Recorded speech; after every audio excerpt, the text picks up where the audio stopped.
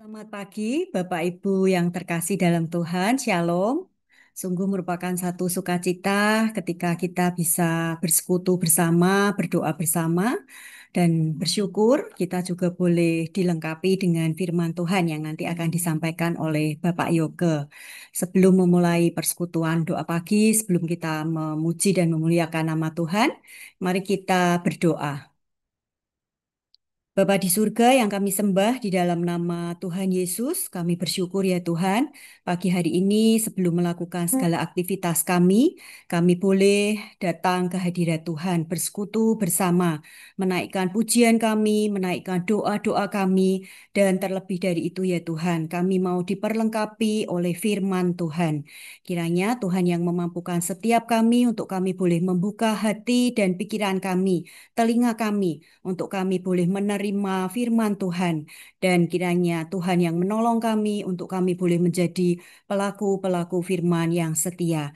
Dan kami percaya Tuhan yang sudah mempersiapkan hamba-Mu Bapak Yoke dengan urapan kuasa-Mu, dan kiranya pagi hari ini urapan kuasa Tuhan yang sama yang akan memimpin hamba-Mu dalam menyampaikan kebenaran firman Tuhan kepada setiap kami. Kami menyerahkan internet yang kami gunakan, kiranya semua boleh berjalan dengan baik ya Tuhan. Terima kasih Bapa, kiranya dari segala yang kami lakukan di persekutuan pagi hari ini, memuliakan dan menyenangkan nama Tuhan. Terima kasih Yesus, hanya di dalam nama Tuhan kami Yesus Kristus, kami berdoa dan bersyukur. Amin. Kita akan bersama memujikan pujian hadirat-Mu.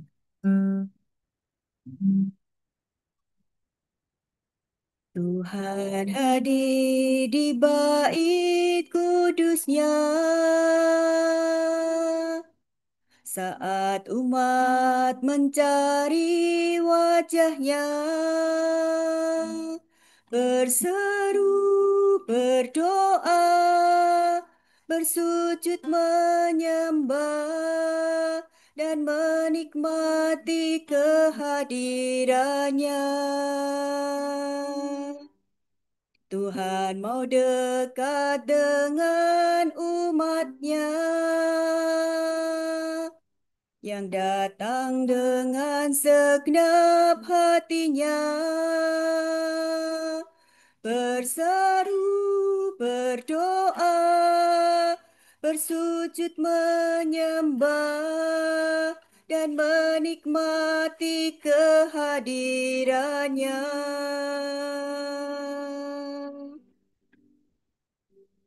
Hadiratmu memenuhiku, hadirat kudusmu penuhi baitmu, dan ku tersungkur menyembahmu, yang ku nampak hanya kemuliaanmu. Tuhan mau dekat dengan umatnya yang datang dengan segenap hatinya, berseru, berdoa, bersujud menyembah dan menikmati kehadirannya.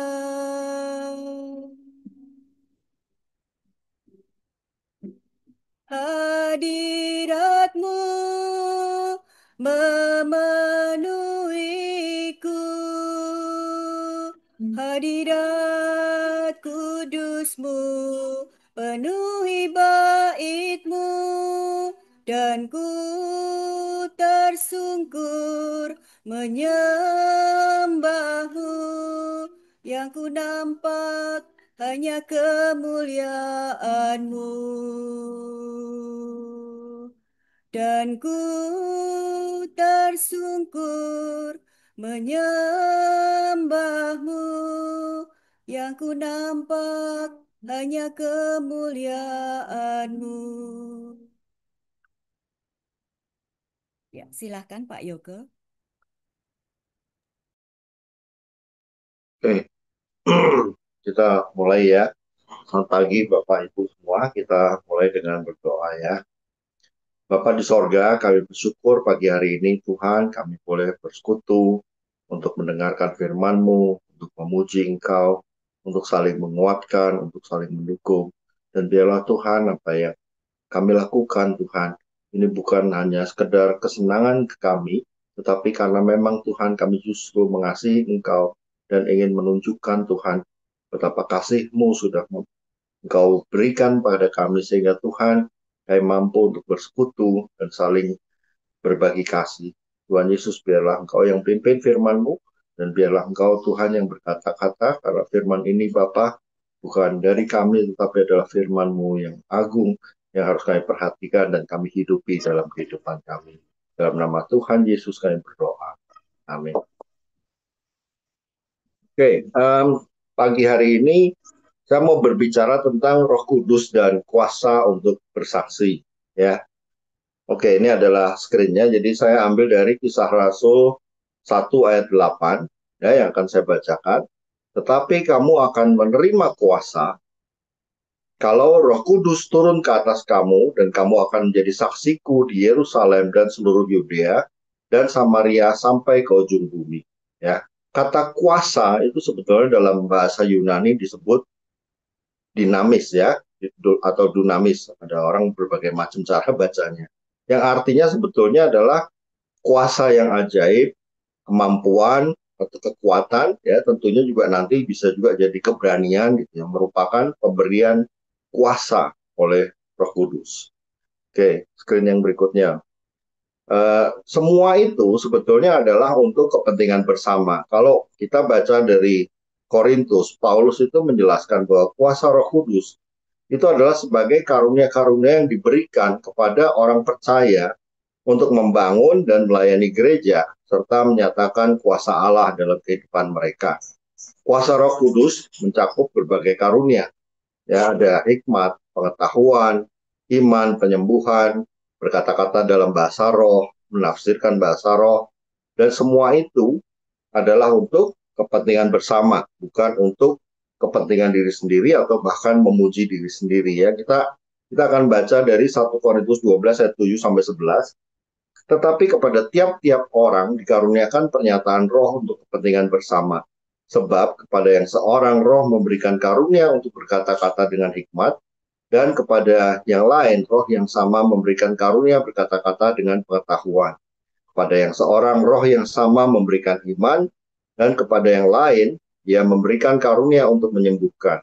Kepada yang seorang roh memberikan kuasa untuk mengadakan mujizat, dan kepada yang lain ia memberikan karunia untuk bernubuat. Dan kepada yang lain lagi ia memberikan karunia untuk membedakan bermacam-macam roh. Kepada yang seorang ia memberikan karunia untuk berkata-kata dengan bahasa roh, dan kepada yang lain ia memberikan karunia untuk menafsirkan bahasa roh itu.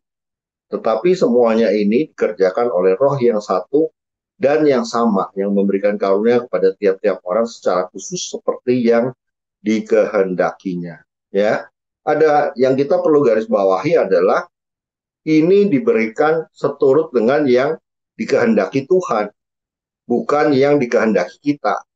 Jadi sebetulnya kita tuh ya boleh-boleh aja sih minta kepada Tuhan, Tuhan saya mau punya karunia A, karunia B, karunia C gitu ya. Tetapi Tuhan pasti akan memberikan sesuai dengan apa yang Dia kehendaki, karena kehendak kita dan kehendak Tuhan itu kan seringkali berbeda ya. Dan sekali lagi tujuan daripada memberikan pernyataan roh dalam hidup kita itu adalah untuk apa? Kepentingan bersama, bukan untuk membuat seseorang menjadi populer sendiri, bukan membuat seseorang seolah-olah dia lebih dikasihi Tuhan, lebih memiliki eh, karunia roh gitu, tapi betul-betul untuk kepentingan bersama. Ya, pada yang seorang roh memberikan kuasa dan sebagainya itu berarti sebetulnya Tuhan akan memberikan yang namanya kuasa dari roh itu sesuai dengan kondisi saat di mana orang itu eh, sedang berada atau dalam waktu yang dilewati oleh orang-orang itu ya.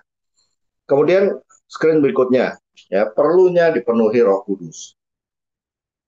Ternyata bukan saja di perjanjian baru Roh Kudus itu memenuhi seseorang untuk suatu keperluan tertentu. Ya, kita seringkali belakangan ini banyak orang berpikir bahwa setelah Tuhan mencurahkan Roh Kudus baru orang-orang bisa punya Roh Kudus. Sebetulnya enggak. Kalau kita lihat dari Keluaran 31 ayat 2 sampai 3 ya, saya baca aja. Lihat, telah kutunjuk Bezalel bin Uri bin Hur dari suku Yehuda, dan telah kupenuhi dia dengan roh Allah, dengan keahlian dan pengertian, dan pengetahuan dalam segala macam pekerjaan. Jadi sebetulnya Tuhan itu punya target, dia akan diberikan apa namanya kepenuhan roh itu sesuai dengan pekerjaan dia. Ya, seperti Bezalel ini sebetulnya jadi bisa bekerja untuk melayani Tuhan dengan membangun segala sesuatu lah sebagai pekerjaan dia. Kemudian yang berikutnya kalau kita lihat di Hakim-Hakim 3 ayat 9 sampai 10, lalu berserulah orang Israel kepada Tuhan, maka Tuhan membangkitkan seorang penyelamat bagi orang Israel, yakni Otniel anak Kenas adik Kaleb. Roh Tuhan menghinggapi dia dan ia menghakimi orang Israel. Ia maju berperang, lalu Tuhan menyerahkan Kusyan Risataim raja Aram ke dalam tangannya sehingga ia mengalahkan Kusyan Risataim. Jadi sebetulnya sesuai dengan waktu, keadaan, dan keperluan. Untuk apa? Untuk kebutuhan bersama. Ya. Jadi kalau ada orang bilang, oh saya punya Roh Kudus ini karena memang saya adalah orang yang lebih dikasihi Tuhan, itu enggak. Ya, itu harus sesuai dengan kondisi saat itu. Kalau kita memang perlu kuasa untuk bersaksi, ya berarti Tuhan akan memberi kita Roh Kudus untuk bersaksi. Ya. Kemudian screen yang berikutnya. Kita lihat di 1 Samuel 16 ayat 13 sampai 14. Ya, itu udah ya. Oke, Samuel mengambil tabung tanduk yang berisi minyak itu dan mengurapi Daud di tengah-tengah saudara-saudaranya. Sejak hari itu dan seterusnya berkuasalah roh Tuhan atas Daud, lalu berangkatlah Samuel menuju Rama. Jadi Samuel itu eh, waktu dia mengurapi Daud, ya, jadi bisa jadi itu pengurapan diberikan oleh seorang hamba Tuhan, tapi yang berkuasa roh Tuhan atas seseorang itu adalah orang yang memang Tuhan mau supaya dia punya kuasa. Oke. Kemudian kalau kita baca di kalimat yang berikutnya ini ada sesuatu yang seringkali cukup mengganggu banyak orang sih. Tetapi roh Tuhan telah mundur daripada Saul dan sekarang ia diganggu oleh roh jahat yang daripada Tuhan. Ya, sebetulnya kalau kita baca dari TB2 itu kata-katanya bukan roh jahat yang daripada Tuhan, sudah dikoreksi ya supaya jangan bingung, kata-katanya jadi roh-roh yang menyusahkan dari Tuhan ya. Tapi di sini yang paling penting adalah kalau kita bisa lihat kalau Tuhan tidak berkenan lagi dan merasa orang itu sudah tidak perlu lagi kuasa dari Tuhan, maka undur Roh Kudus ya. Memang bedanya di perjanjian lama dan perjanjian baru itu adalah satu, Roh Kudus itu lebih intim dalam perjanjian baru kepada setiap orang karena bukan cuma satu dua orang yang punya, tapi semua orang itu mendapat penolong dari Tuhan, yaitu Roh Kudus. Ya, sedangkan orang yang memang Tuhan tidak berkenan ya jangan berharap pada Roh Kudus lah di dalam dirinya, gitu ya.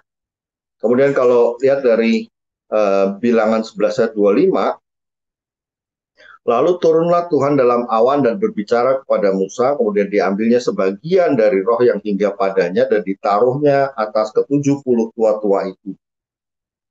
Ketika roh itu hingga pada mereka, kepenuhanlah mereka seperti nabi, tapi sesudah itu tidak lagi. Jadi memang bisa ada, bisa tidak ada, tergantung dari Tuhan mau. Dan kelihatan benar kalau di sini kita lihat kuasa roh itu kadang-kadang tidak permanen, tergantung kehendak Allah.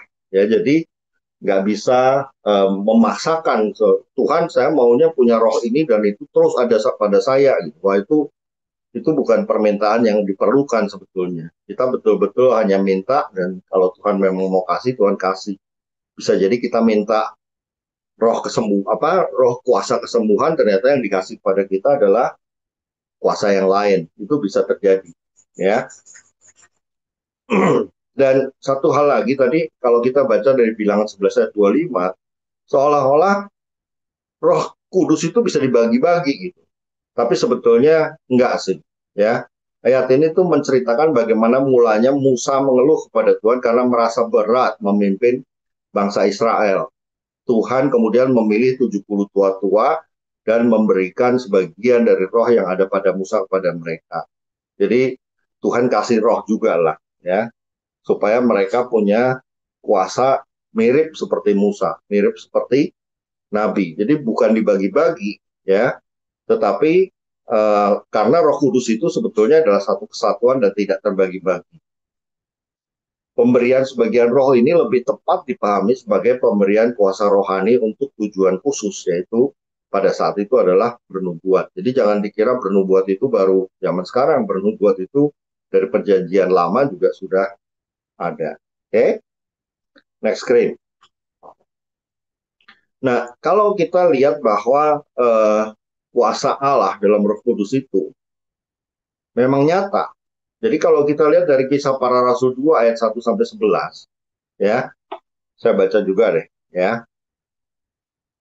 Ketika tiba hari Pentakosta, semua orang percaya berkumpul di satu tempat. Tiba-tiba turunlah dari langit suatu bunyi seperti tiupan angin keras yang memenuhi seluruh rumah di mana mereka duduk. Dan tampaklah kepada mereka lidah-lidah seperti nyala api yang bertebaran dan hingga pada mereka masing-masing. Maka penuhlah mereka dengan Roh Kudus, lalu mereka mulai berkata-kata dalam bahasa-bahasa lain seperti yang diberikan oleh Roh itu kepada mereka untuk mengatakannya. Waktu itu di Yerusalem diam orang-orang Yahudi yang saleh dari segala bangsa di bawah kolong langit. Ketika turun bunyi itu berkerumunlah orang banyak, mereka bingung karena mereka masing-masing mendengar rasul-rasul itu berkata-kata dalam bahasa mereka sendiri. Nah, kalau kita lihat di sini, kita kan seringkali dengar yang namanya kuasa Roh Kudus itu kuasa kesembuhan, kuasa bahasa roh, kuasa apalagi bernubuat gitu ya. Kalau di sini ada kuasa untuk berbicara dalam bahasa lain. Nah, tadi waktu dibilangan kita tahu ada kuasa dari Roh Kudus untuk bisa mengerjakan pekerjaan pertukangan, ya. Jadi memang macam-macam sih. Mereka semua tercengang-cengang dan heran lalu berkata, bukankah mereka semua yang berkata-kata itu orang Galilea? Bagaimana mungkin kita masing-masing mendengar mereka berkata-kata dalam bahasa kita sendiri, yaitu bahasa yang kita pakai di negeri asal kita.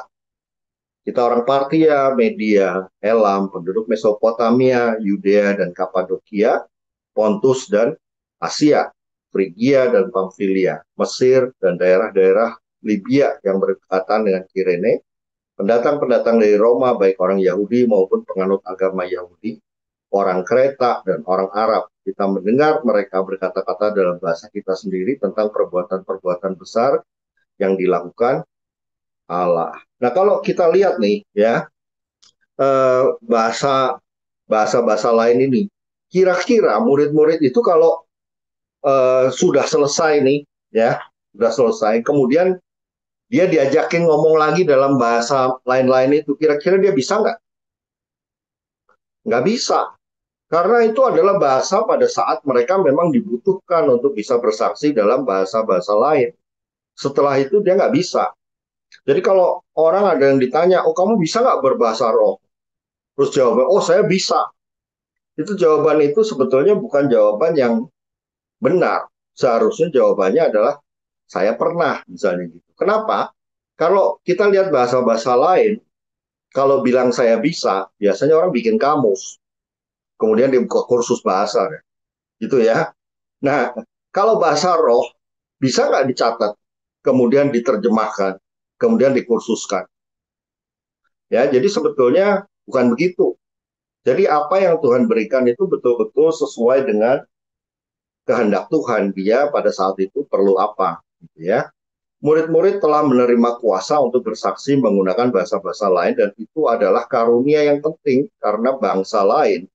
Kalau mereka mendengar kesaksian dalam bahasa Ibrani, bahasa Aramaik, bahasa Yunani, dan mereka nggak ngerti, itu adalah tanda bahwa kuasa Allah itu memang ada dan bukan isapan jempol, tetapi juga sungguh diperlukan pada saat di mana Tuhan mau mereka bisa memanfaatkannya. Tapi apakah kuasa ini bisa dipakai untuk membanggakan diri? Jawabannya harus tidak, gitu. Karena jawaban mereka bilang bisa, itu adalah sesuatu yang mustahil. Mereka akan jawabannya adalah, iya, waktu itu Tuhan menguasai kami sehingga kami berbahasa lain. Nah, itu berarti bukan kuasa yang permanen. Ya, itu yang mesti diingat. Oke, next. Nah, di sini ada gambar mobil, ya itu bukan mobil saya, Pak. Itu BMW, ya, Bapak Ibu. Mobil saya dulu itu adalah Fortuner. Dan pernah kejadian di satu saat jalan tol Bintaro ke BSD itu banjir, ya banjir besar sehingga mobil kecil nggak bisa lewat. Mobil besar sangat sulit dan berisiko macet di tengah. Tetapi sebetulnya jalan dari BSD ke Bintaro itu ada jalan alternatif, jalan kecil. Saya tahu jalan kecil itu. Dan ada seorang teman saya, orang Padang, yang tentunya Islam gitu ya. Dia nanya, boleh nggak saya nebeng?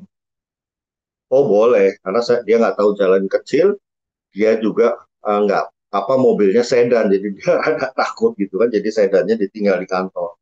Dia ikut saya.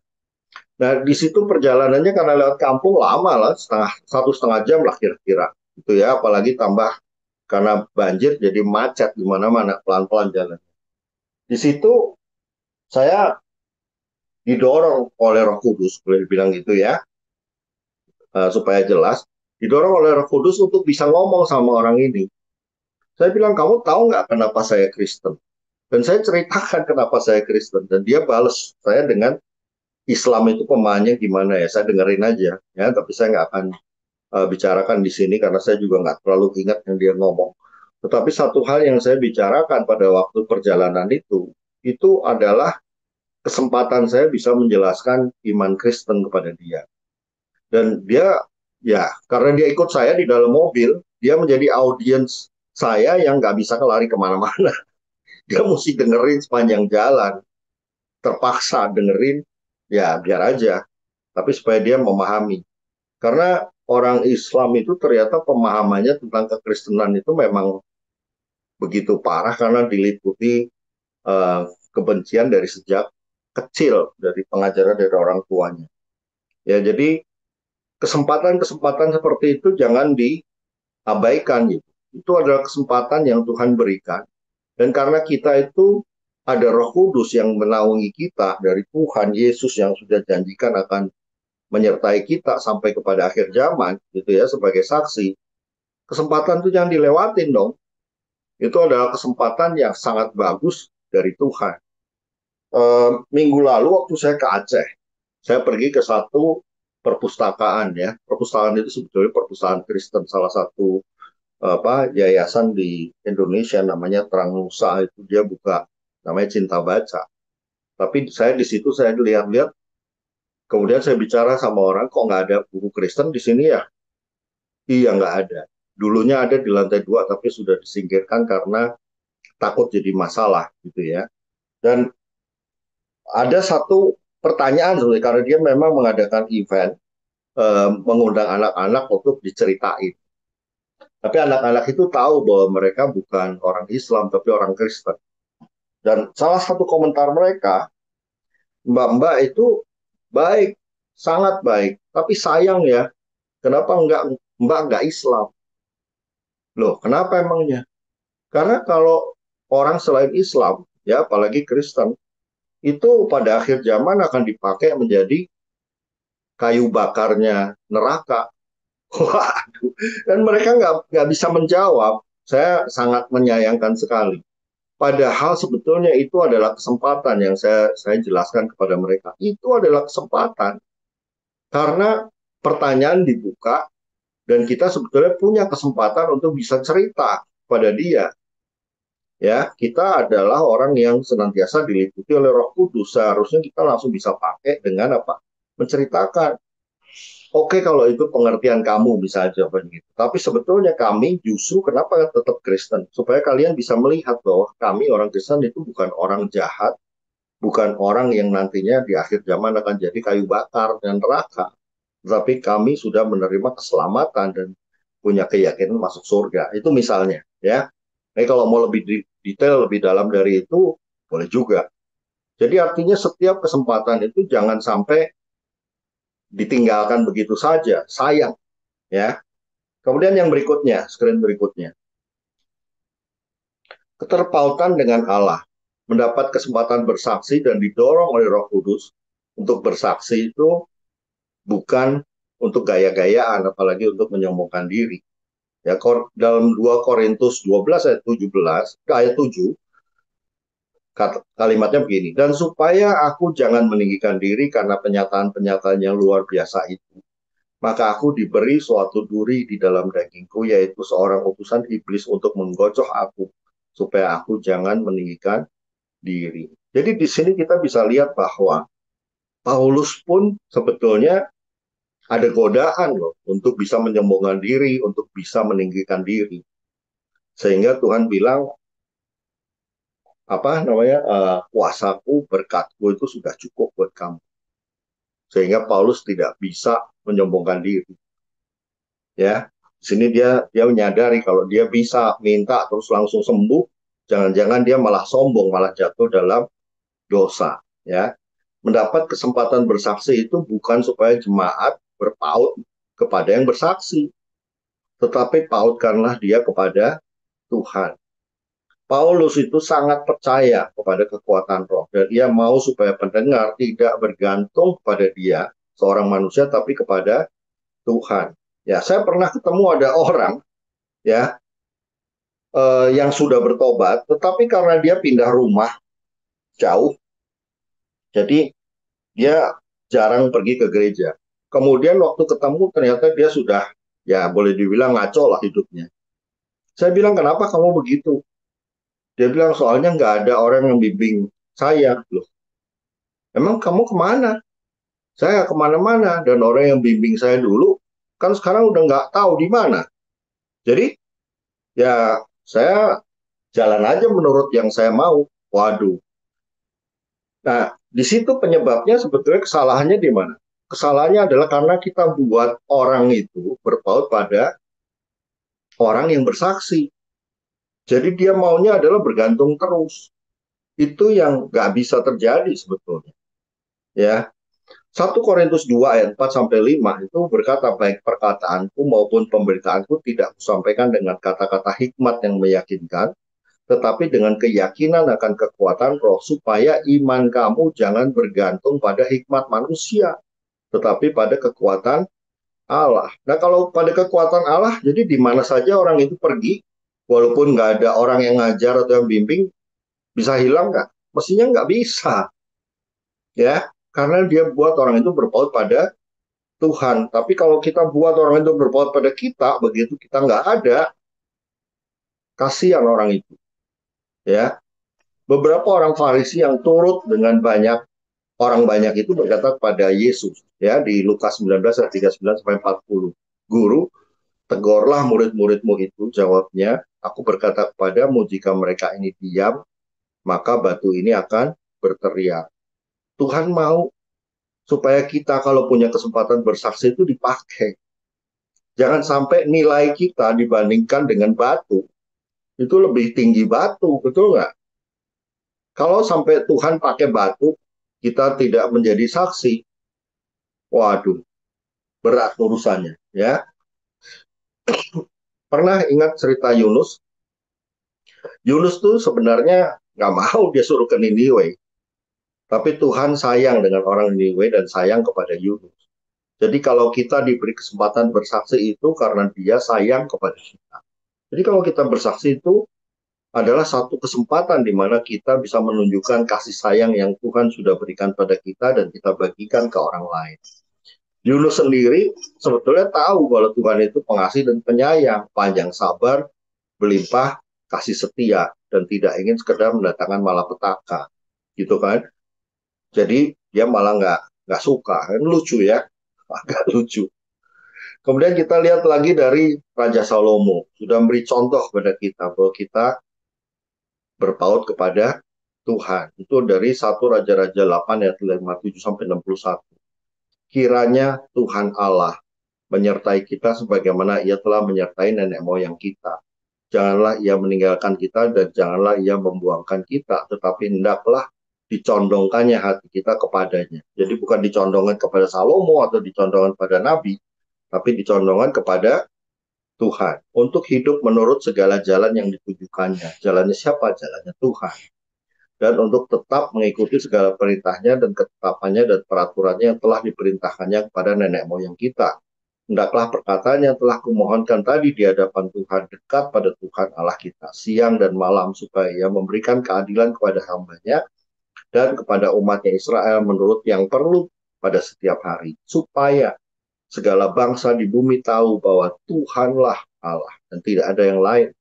Dan hendaklah kamu berpaut kepada Tuhan Allah kita dengan sepenuh hatimu dan dengan hidup menurut segala ketetapannya dan dengan tetap mengikuti segala perintahnya seperti pada hari ini. Banyak terjadi bukannya menurut Tuhan tapi menurut hamba Tuhan atau menurut orang yang bersaksi. Dan itu sangat berbahaya karena kesetiaan Tuhan itu sangat jauh berbeda dengan kesetiaan manusia walaupun dia boleh aja menyatakan saya dipenuhi Roh Kudus, ya.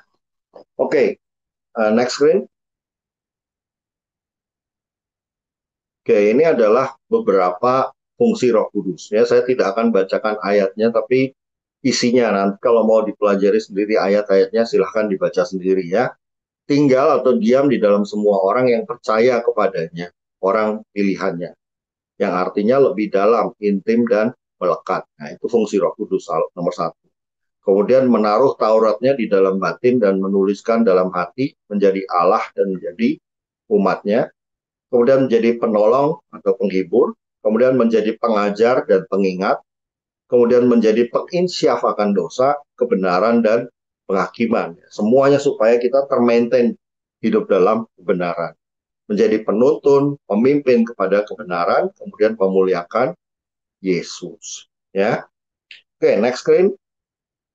Arti dari kuasa Roh Kudus. Jadi apakah arti kuasa atau otoritas atau posisi atau kekayaan atau pengaruh atau hal yang didambakan para pemimpin selebritis lainnya kuasa Roh Kudus itu? Jawabannya bukan. Itu mah duniawi, ya. Karena dia kepengen dipuja orang, diikutin orang, dan duitnya masuk kantong dia, gitu ya. Melainkan satu, kuasa itu tinggal di dalammu untuk mentransformasi orang lain dan dirimu sendiri. Kuasa untuk menjalankan rencananya, menyenangkan hatinya, dan melakukan misinya. Kemudian menjadi saksinya. Kemudian memahami firman-Nya, mengatasi dosa dan percobaan, menghasilkan buah roh, ya, yaitu kasih, sukacita, damai sejahtera, kesabaran, kemurahan, kebaikan, kesetiaan, kelemah lembutan, dan penguasaan diri. Kemudian yang ketujuh itu mendapatkan karunia roh menurut kehendak Tuhan. Ada mengajar, ada penyembuhan, ada nubuat, ada hikmat, ada pengertian, ada berbahasa roh, menafsirkan bahasa roh.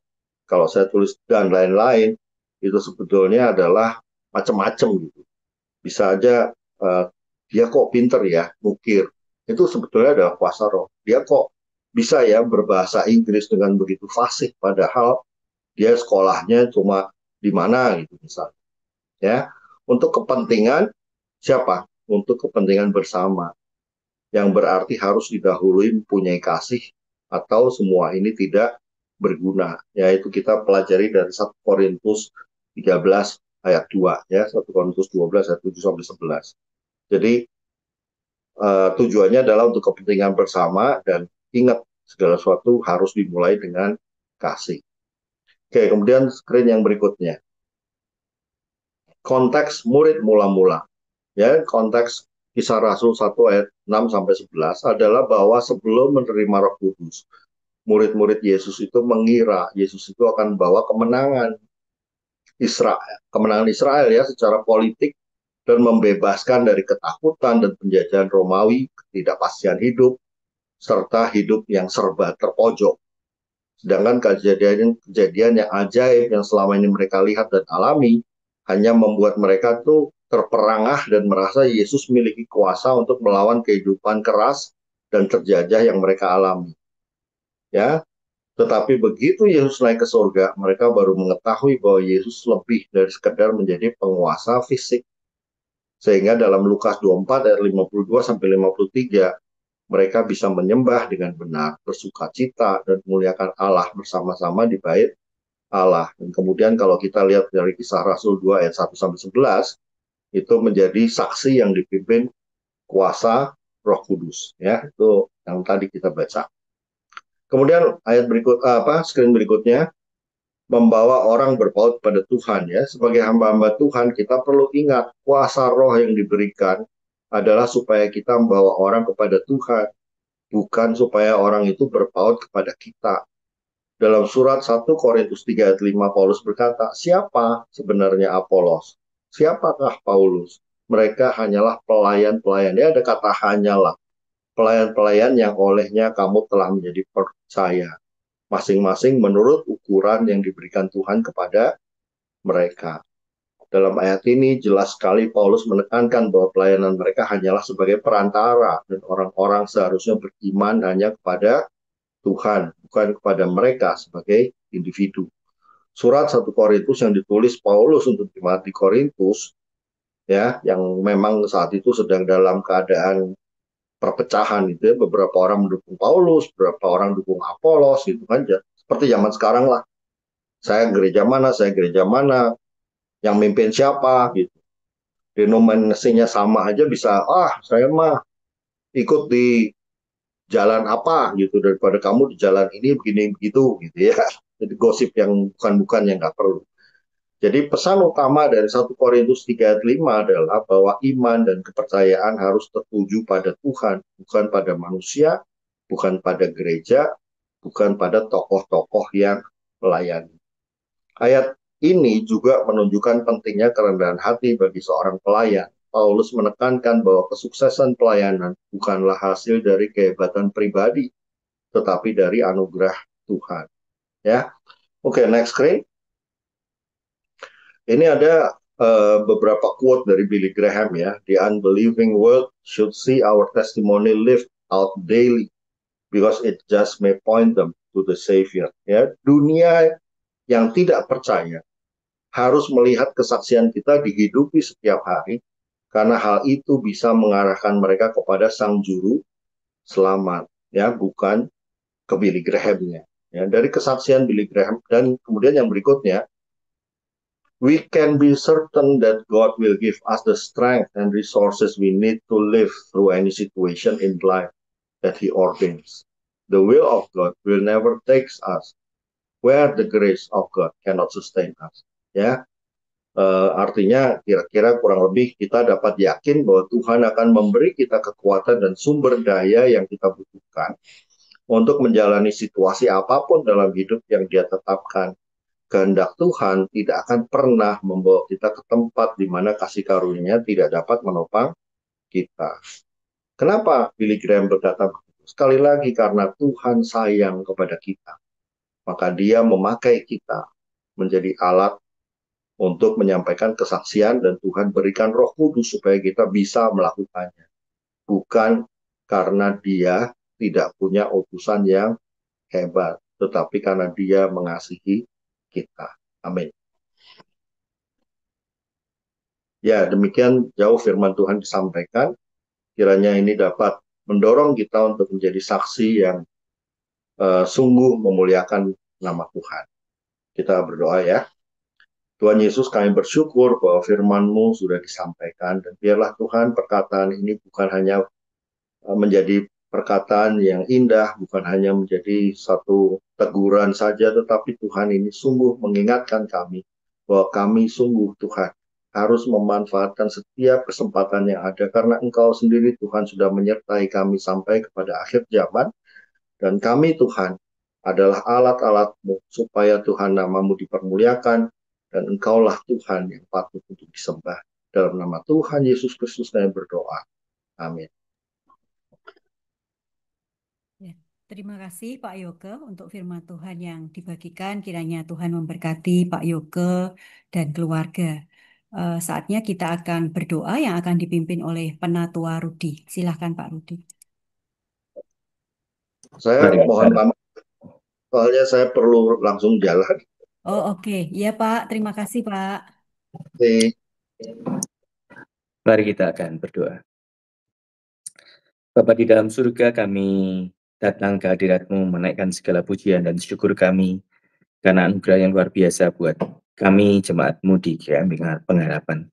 Yang bersyukur Tuhan kalau kami diberi kesempatan untuk merenovasi, melakukan perbaikan dan juga mengembangkan gedung gereja yang Tuhan sudah berikan bagi kami komunitas GKMI Pengharapan Tuhan. Terima kasih. Kami berdoa, mengucap syukur untuk setiap proses yang sudah dan sedang dilaksanakan. Kami menyerahkan Tuhan di dalam segala proses yang kami masih jalani. Kiranya Engkau memberkati ya Tuhan, dengan segala dana yang masih dibutuhkan. Kami berdoa kiranya Tuhan akan menolong, mencukupkan dengan segala keperluan-keperluan yang kami masih perlukan ya Tuhan, baik untuk dana, untuk penambahan alat-alat, untuk juga eh, keperluan-keperluan bagi setiap isi bagi gedung gerejamu Tuhan. Kami sungguh percaya bahwa Tuhan tidak pernah tinggal diam. Tuhan tidak akan bekerja separuh jalan, tapi Tuhan akan menyelesaikan dan menolong kami, memperlengkapi kami, umat-Mu Tuhan di GKM Pengharapan untuk menyelesaikan pembangunan ini, renovasi ini Tuhan.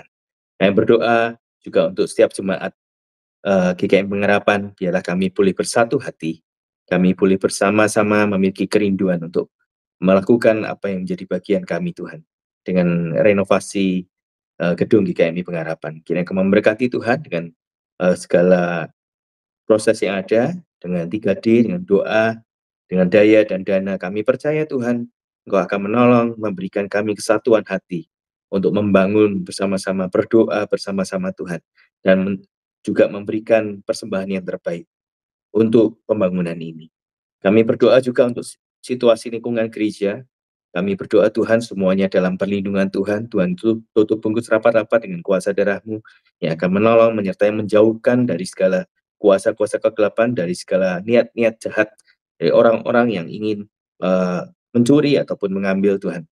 Karena beberapa waktu belakangan gedung gereja terbuka, dan kami berdoa Tuhan kiranya Tuhan juga akan tetap menolong, menyertai kami sebagai orang-orang yang ada di dalamnya, baik pekerja maupun setiap kami Tuhan, untuk kami pun boleh berhikmat, untuk juga boleh menjaga apa yang Tuhan sudah percayakan, sehingga semuanya boleh tetap ada sebagaimana adanya Tuhan. Terima kasih, kami juga tetap menyerahkan untuk pembangunan ini Tuhan, boleh menjadi pembangunan fisik, tapi kami juga sebagai umat Tuhan, kami pun boleh dibangunkan di dalam iman, percaya kepada Tuhan yang semakin sungguh, supaya gedung gereja ini tidak hanya berdiri megah, tapi setiap orang-orang yang ada di dalamnya pun Tuhan boleh pakai bersama-sama untuk membangun iman, dan juga boleh menjadi orang-orang yang mau dipakai Tuhan untuk keluar, bukan hanya di dalam gedung gereja, tapi boleh keluar Tuhan, untuk menyatakan kasih bagi orang-orang di sekitar, sehingga kehadiran gerejamu GKM Pengharapan Tuhan boleh menjadi dampak yang baik, boleh menjadi berkat bagi orang-orang di sekitarnya, bahkan boleh menjadi berkat bagi banyak orang ya Tuhan, karena anugerah Tuhan, sehingga memberikan kami hati, sebagaimana hati-Mu Bapa, untuk mengasihi jiwa-jiwa, untuk menjangkau orang-orang yang masih terhilang. Terima kasih Bapa untuk semua berkat-Mu, penyertaan-Mu. Kami serahkan doa kami di dalam nama Tuhan Yesus Kristus. Haleluya.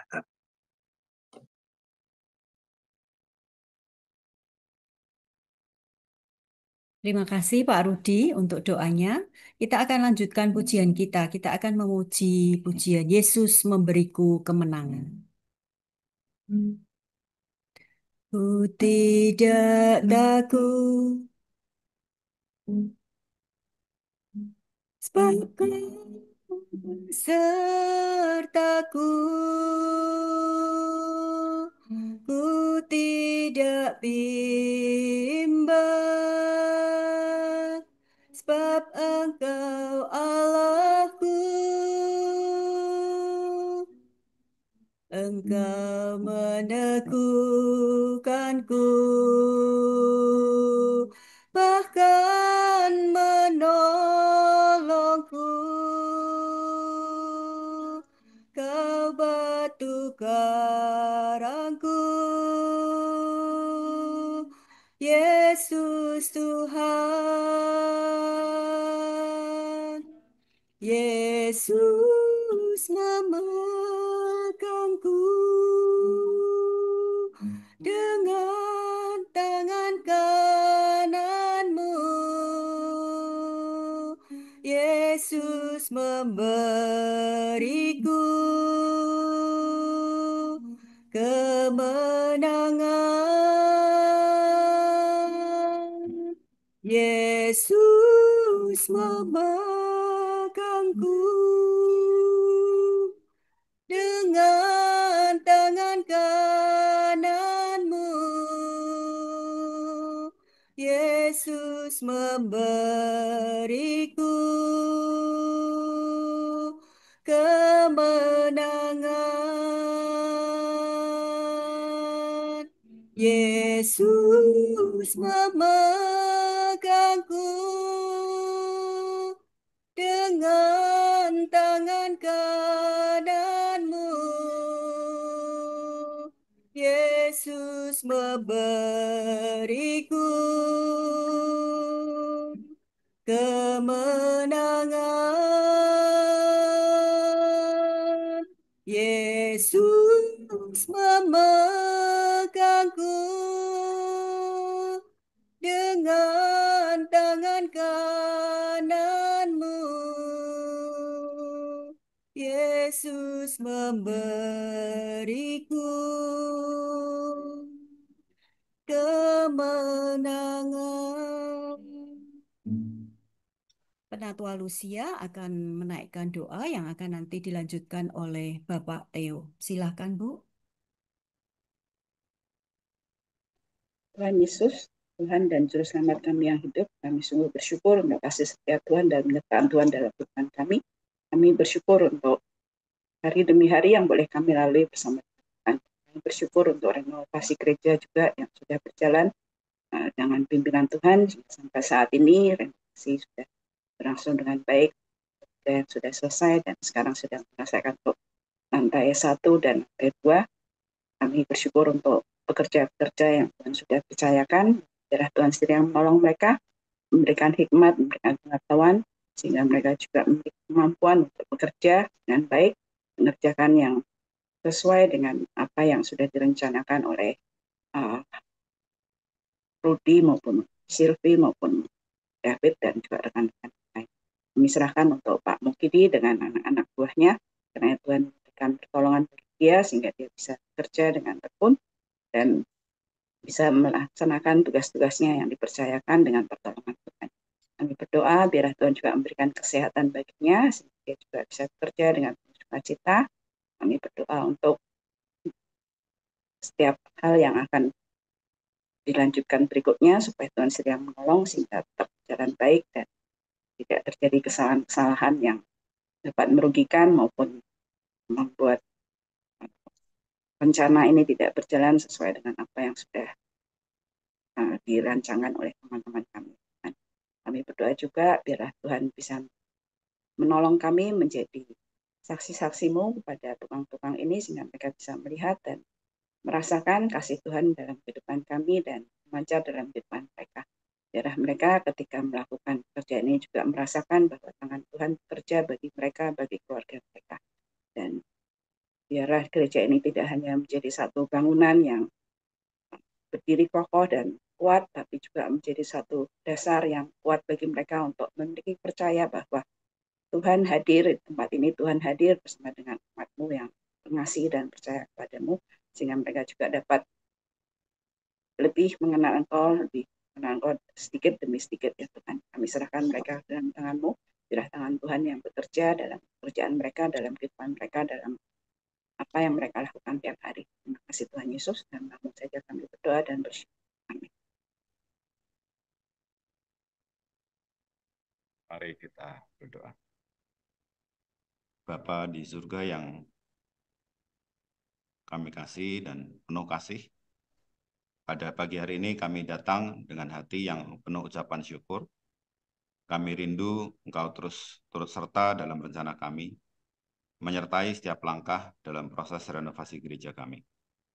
Biarlah kami terus menyaksikan karya-Mu yang luar biasa dalam setiap upaya yang kami lakukan. Ingatkan kami juga supaya kami senantiasa mengingat bahwa segala sesuatu yang kami lakukan dengan segenap hati, seperti untuk Tuhan dan bukan untuk manusia. Biarlah melalui renovasi ini nama-Mu yang diagungkan, dan renovasi gereja ini menjadi kesaksian bagi banyak orang bahwa Engkau adalah Allah yang hidup. Kami juga ingin terus bersyukur karena sampai saat ini Engkau terus beserta kami dalam setiap usaha penggalangan dana yang telah maupun sedang dikerjakan melalui karya-karya dari Diaken Yuliana, Diaken Melisa, Diaken Lydia Tin, dan Ibu Linawati. Berikan ketulusan dalam hati mereka agar segala pekerjaan mereka hendaklah mereka lakukan dengan segenap hati agar rencana mereka akan berhasil. Karena Tuhan sendiri yang turut bekerja dalam setiap upaya mereka lakukan, kiranya setiap makanan yang dijual, setiap tenaga yang dicurahkan, dan setiap rupiah yang terkumpul akan menjadi persembahan yang harum di hadapan Tuhan.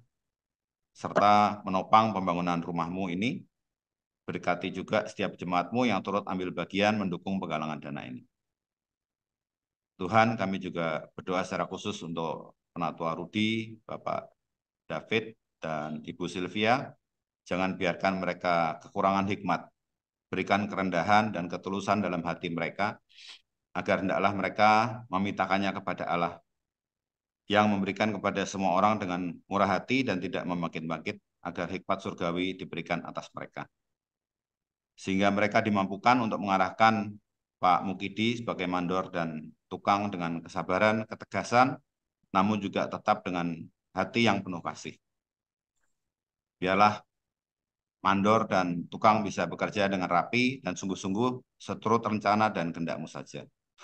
Akhirnya kami serahkan seluruh panitia pembangunan ke dalam tangan-Mu, agar mereka senantiasa percaya pada Tuhan dengan segenap hati, dan jangan bersandar pada pengertian manusia, tapi mengakui Tuhan dalam segala laku mereka. Maka Tuhan sendiri yang akan meluruskan jalan mereka. Biarlah setiap rapat, diskusi, dan keputusan tidak bersandar pada logika semata, melainkan dipimpin oleh Roh Kudus-Mu. Tuntun kami dengan hikmat-Mu, supaya setiap keputusan yang diambil membawa damai, memperkuat kebersamaan, dan menuntun pembangunan ini sampai selesai dengan baik. Inilah doa syukur dan permohonan kami, hanya di dalam nama Tuhan Yesus Kristus, kami berdoa dan bersyukur tiada habisnya. Amin. Terima kasih Bu Lucy dan Pak Theo untuk doa-doa yang sudah dinaikkan. Sebelum kita menaikkan doa-doa bersama dengan pokok-pokok doa yang sudah saya share di grup pedati, kita akan pujikan Bila Ku Berdoa.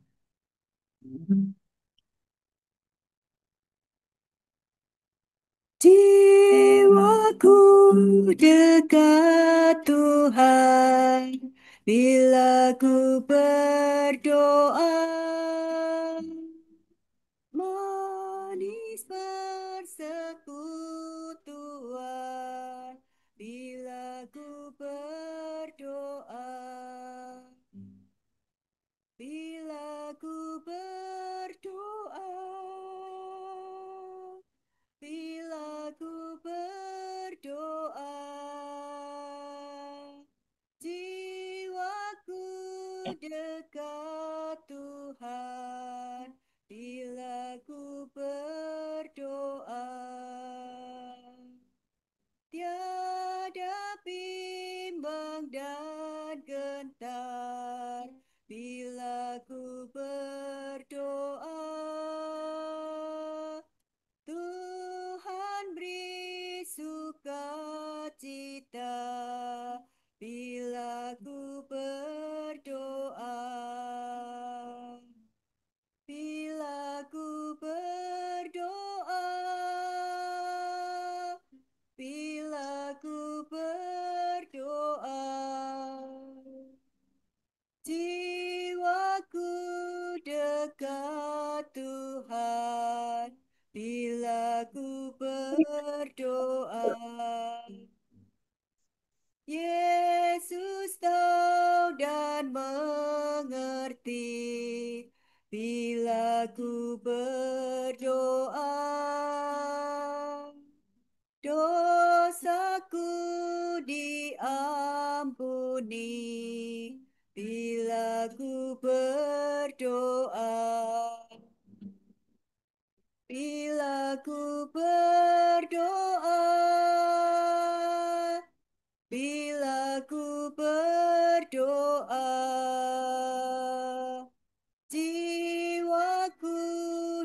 dekat Tuhan bila ku berdoa. Pagi hari ini, hamba mau berdoa untuk seluruh jemaat Gen Pengharapan dimanapun kami berada. Kiranya apapun yang kami pikirkan, katakan, dan lakukan, semuanya tentang Tuhan dan semuanya memuliakan nama Tuhan. Apapun yang kami lakukan, diberkati oleh Tuhan. Yang terbaik yang Tuhan sediakan bagi setiap kami. Terima kasih ya Tuhan. Di dalam namamu Yesus Kristus, Allah kami yang hidup, kami berdoa. Amin. Kita pujikan Bapa, terima kasih. Bapa, terima kasih. Bapa, terima kasih. Bapa di dalam surga, ku berterima kasih